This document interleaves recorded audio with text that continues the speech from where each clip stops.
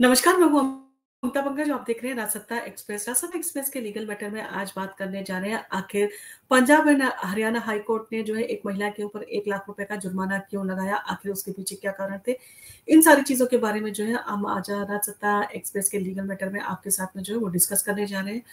Cruelty का कानून जो है महिलाओं को प्रोटेक्ट करने के लिए बनाया गया था। ये कानून इसलिए बनाया गया था ताकि महिला को उसका हस्बैंड या उसके इन-लॉ जो है किसी तरह से उसको प्रताड़ित ना करें, उसके साथ में किसी भी तरह की कोई ज्यादती ना हो और उसके लिए उसके से जो है वो डाउरी की डिमांड ना करें। इन सारी चीज़ों को लेके जो है वो क्रूरल्टी यानी कि आईपीसी का 498 ए का जो है वो कानून बनाया गया था, जिसकी मंशा यही थी कि महिलाओं को मजबूत किया जाना और महिलाओं के खिलाफ अगर उसके इन-लॉज़ या हस्बैंड इस तरह के जो है क्रूरल्टी का व्यवहार करते हैं, उसके साथ में ज्यादती करते हैं, उसके साथ में हरासमेंट उसका करते हैं, उसको ताने मारते हैं या उसके साथ में जो है किसी भी तरह की डाउरी की डिमांड करते हैं, तो उसके पास में ये अधिकार है कि वो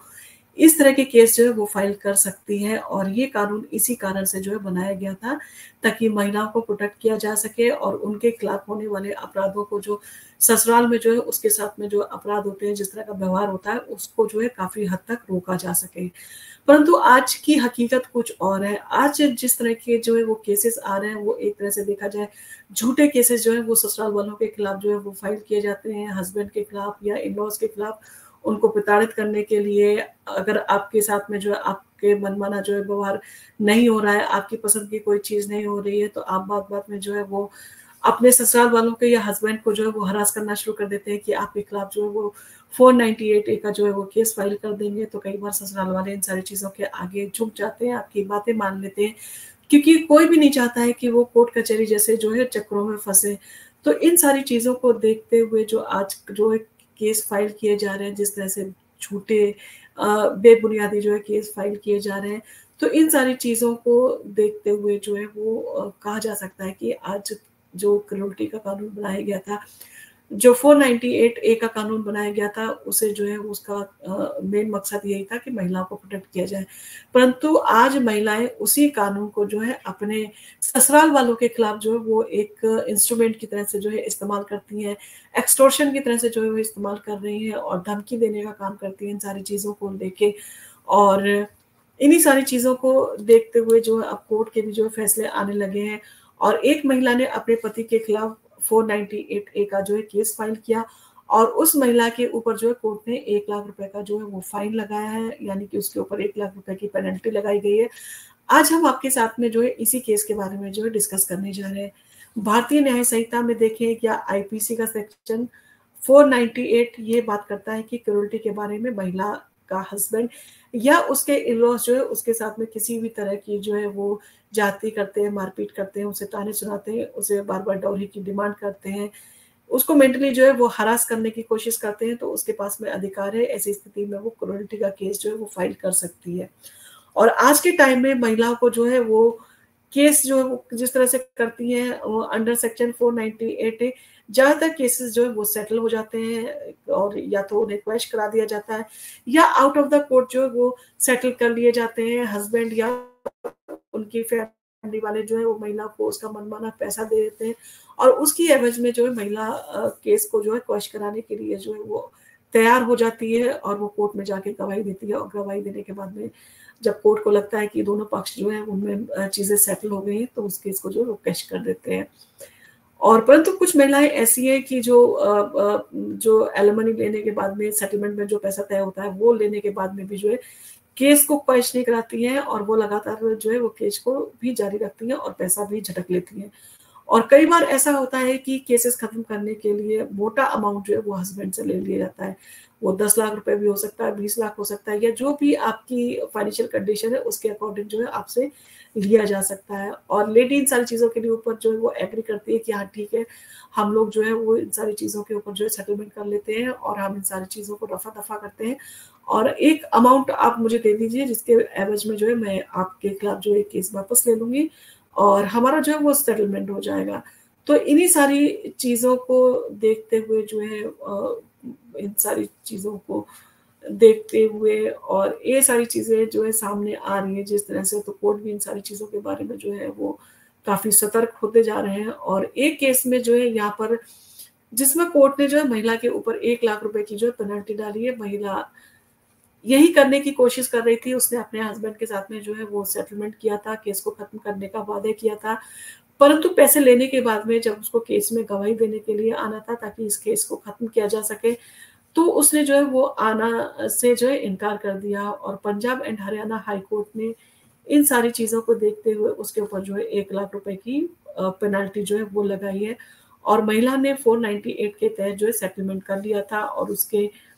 ने जो है कहा था कि मैं इन सारी चीज़ों को खत्म कर दे रही हूँ और 498 का केस जो है वो उसने फाइल किया था अपने हस्बैंड और इन-लॉज़ के ऊपर और महिला ने पैसे लेने के बावजूद ऐसा नहीं किया और सेटलमेंट होने के बावजूद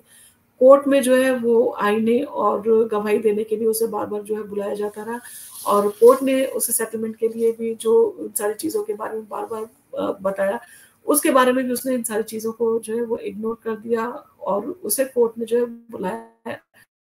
उसे कोर्ट में बुलाया गया था परंतु उसने गवाही देने से और कोर्ट में आने से इनकार कर दिया और कोर्ट ने बोला कि पहले तो आपने हस्बैंड को आपने हरास किया, अपने इन-लॉज़ को जो है वो हरास किया, आपने इस तरह का जो क्रूरटी का केस फाइल किया और जब आप दोनों के बीच में जो है सेटलमेंट हो गया और आपको जो है 11 लाख रुपए मिल गए, उसके बाद में आप जो है वो अपनी गवाही देने नहीं आ रही हैं और आपकी गवाही के बाद में ही जो केस को क्वैश किया जा सकता था, परंतु आपकी जो मंशा लगती है कि आप अपने ससुराल वालों को जो प्रताड़ित करना चाहती हैं, अपने पति से बदला लेना चाहती हैं और आपने जो एक कॉम्प्रोमाइज़ का वादा किया था, उसके बाद में भी आपने 11 लाख रुपए आपको मिल गए हैं और आपने जो है अपने पति के खिलाफ शिकायत वापस लेने का जो केस था, वो कोर्ट में आके आपको गवाही देनी थी और उसे ताकि क्वैश किया जा सके, परंतु आपने इन सारी चीज़ों के बाद में जो है वो गवाही देने जो है कोर्ट में नहीं आई और कोर्ट ने ये भी बोला कि अगर सेटलमेंट होने के बाद हम हस्बैंड और आपके इन-लॉज़ के खिलाफ जो है ये केस को कंटिन्यू करते हैं, तो ये एक तरह से जो है कानून का दुरुपयोग है और हमें इस तरह का गलत काम करने से जो है वो आप खुद को रोकना चाहिए और इस तरह की चीज़ें इसलिए नहीं की जा सकती कि महिलाओं के लिए जो वो क्रूरटी का कानून बनाया है, तो महिलाएँ किसी भी तरह का व्यवहार करेंगी, तो उनके ऊपर जो है कोई एक्शन नहीं लिया जा सकता है।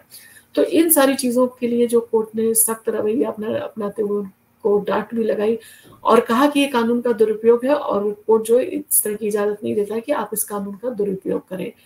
और कोर्ट ने कहा कि यहाँ पर जो है पत्नी ने जो है कंटेम्प्ट ऑफ कोर्ट किया है, यानी कि उसने कोर्ट की जो है अवमानना की है और उसे गवाही देने आना था, परंतु वो गवाही देने नहीं आई।